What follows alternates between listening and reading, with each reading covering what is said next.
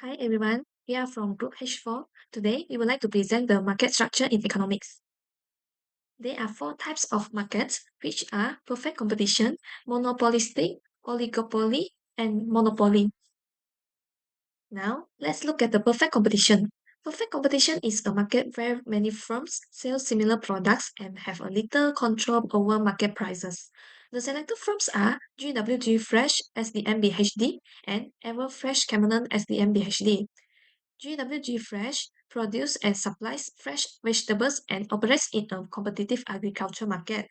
Well, Everfresh Cameron supplies many agricultural products and competes with many vegetable sellers.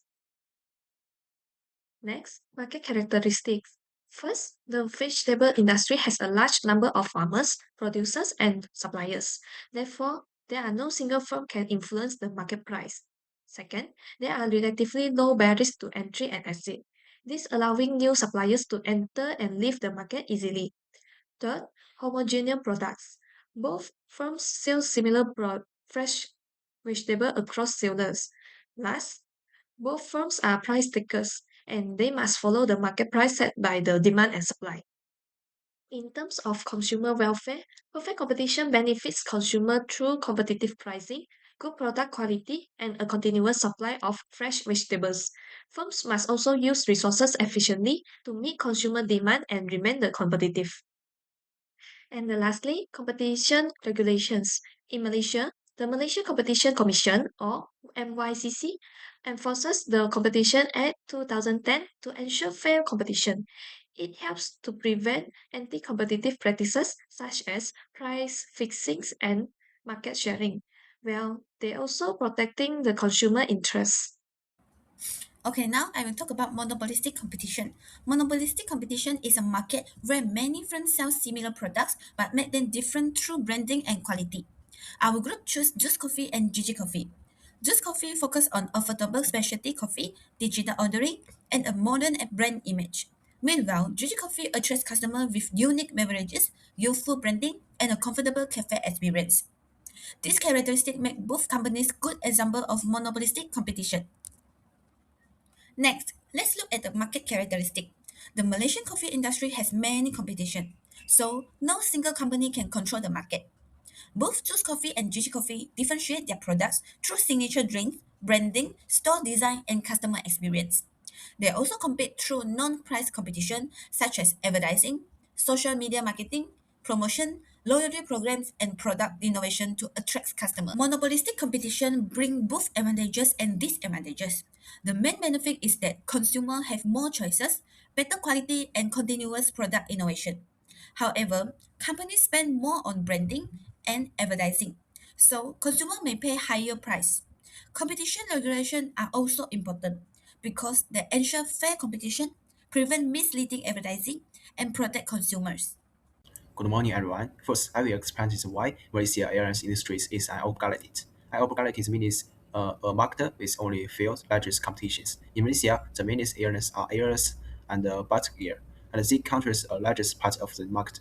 The market has four main features. There are only a few dominant firms, and it's difficult for new airlines to enter because they need to a lot of money. Government policies and airports because the airlines also watch each to others across. If one company changes its process or service, the other companies will responsible quickly. The companies choose takes process and service quite fair, fast network and brand reputation. Now, let's look at how airlines compete in this market. First, there are high interest barriers. A new airlines need a largest investment, government approval, and a strong banks, so it is not easy to enter the market.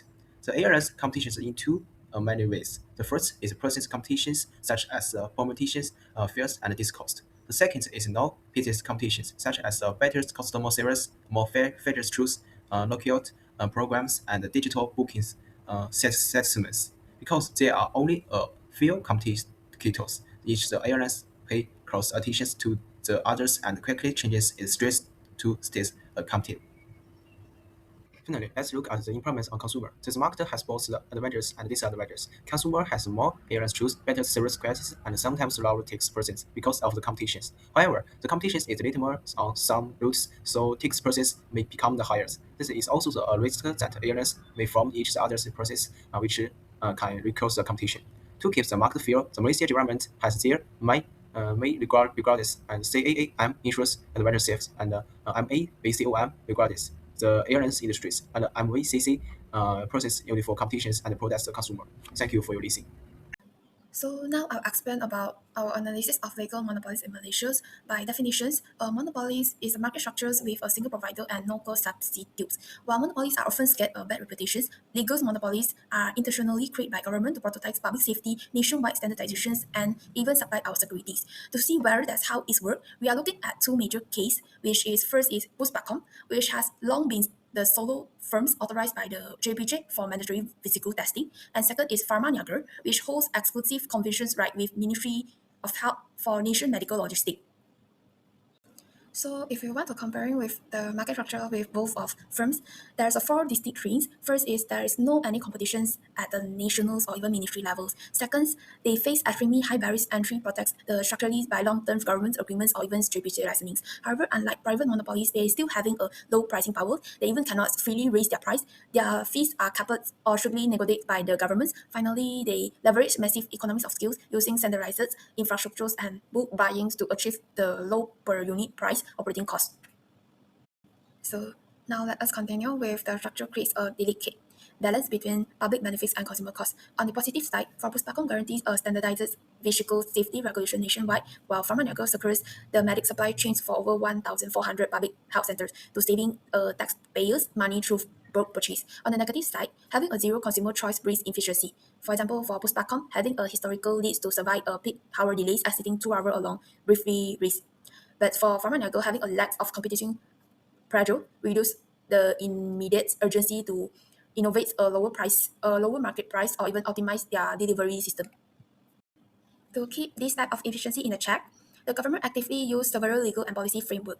As a direct response to consumer costs, the ultimate interventions we are seeing is a market liberalization, where the government has imposed Vacom obscure monopoly status to allow private competitors. Additionally, the government enforced strict price control, capping vehicle inspections between around 30 to 80, and having a performance capping where the MOH directly negotiates rates for 4,000 distinct medical items. Compliance is strictly guarded by mandatory annual GPJ safety and ethical audits to prevent bribery, strict MPRA, quality checks, and the Competitions Act 2010 to legally ban cartels and abuse of dominant market power. In conclusion, every market structure has its own advantages and disadvantages. Perfect competition provides lower prices. Monopolistic competition encourages product variety and innovation. Oligopoly involves strategic competition, and monopoly is suitable for some essential services but offers fewer choices for consumers.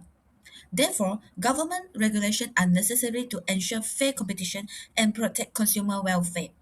Overall, a well-regulated market helps build a competitive and sustainable economy in Malaysia. Thank you.